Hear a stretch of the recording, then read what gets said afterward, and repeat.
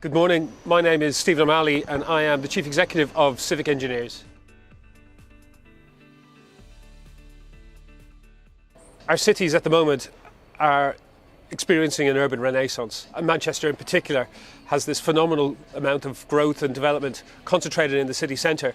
And while the buildings are phenomenal, there is a need for a different type of landscape within the city centre to enable and to serve those different types of lifestyles.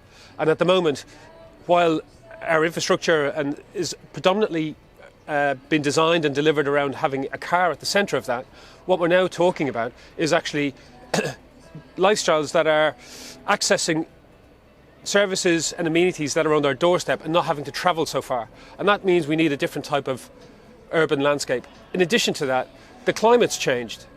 And while we're experiencing different types of weather patterns, our existing infrastructure isn't really fit to be able to serve and to withstand, and is not resilient enough to cope with the pressures that it now comes under. So rethinking our urban landscapes to serve these different types of patterns of lifestyle and climate change is vital.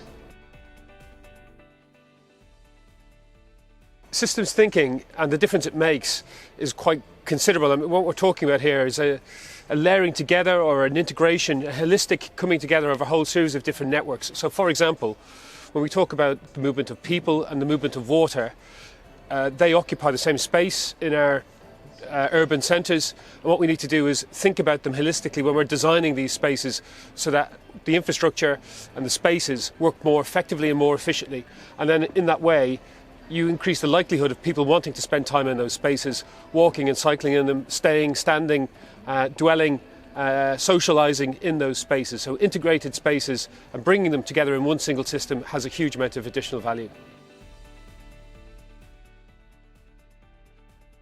Well, it's critical to foster this type of thinking, and we really need to start bringing together all the different disciplines, all the different stakeholders in these conversations. So, for example, starting with the local community, understanding and doing a proper stakeholder mapping to identify who's involved, who's got a real interest, who's got a proper stake in these sorts of decisions, bringing them into the conversation, and then with our industry colleagues, bringing architects, planning, engineering, landscape architecture, bringing all the different disciplines together so that we can have this integrated, properly considered one systems approach.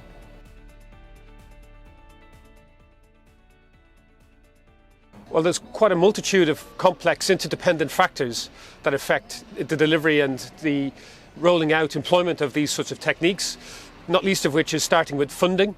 How funding is provided, particularly through statutory agencies and local authorities, is quite challenging.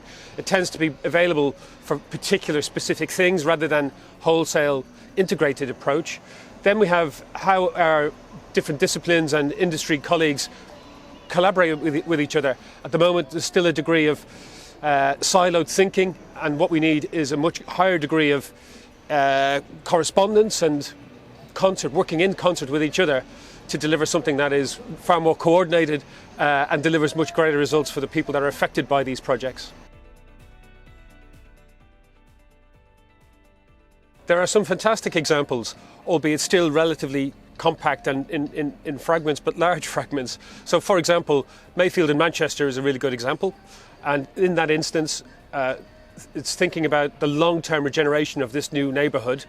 It's a £1.5 billion investment over a 10 to 15 year timeline, and it's bringing together a whole raft of disciplines, engineers, landscape architects, planning consultants and others, to think about what that neighbourhood should look like, how it needs to function, and that involved things like opening up and daylighting the River Medlock and setting up the development plots that then follow. Or another project that we've been involved in is the Gascoigne estate down in Barking and Dagenham. In that instance, it was starting with a placemaking strategy, so setting the policies and principles in place for the designs to lead and to follow, and then rolling out the first phase of that, Gascoigne West, alongside White Architects, delivering 450 new homes and a new park as part of that overall plan and that sort of strategy. And that, again, is setting up a whole series of subsequent and consequent projects in pipeline, delivering that over the next 10 to 15 years as well.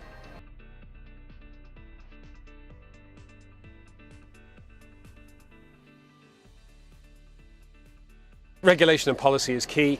Getting in place the building blocks, the foundation for these subsequent decisions is absolutely vital to enabling the best delivery of these types of ideas.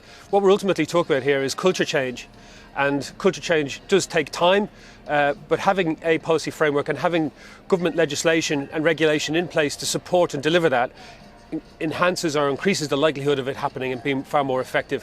What I would say to any incoming government is actually making sure that the funding is much clearer. It's much more considered in a place-making, integrated, wholesale fashion, rather than just at the moment it's piece by piece, ad hoc, which doesn't necessarily serve these wider, complex, interdependent issues and delivering the type of urban infrastructure and cities that we need to thrive.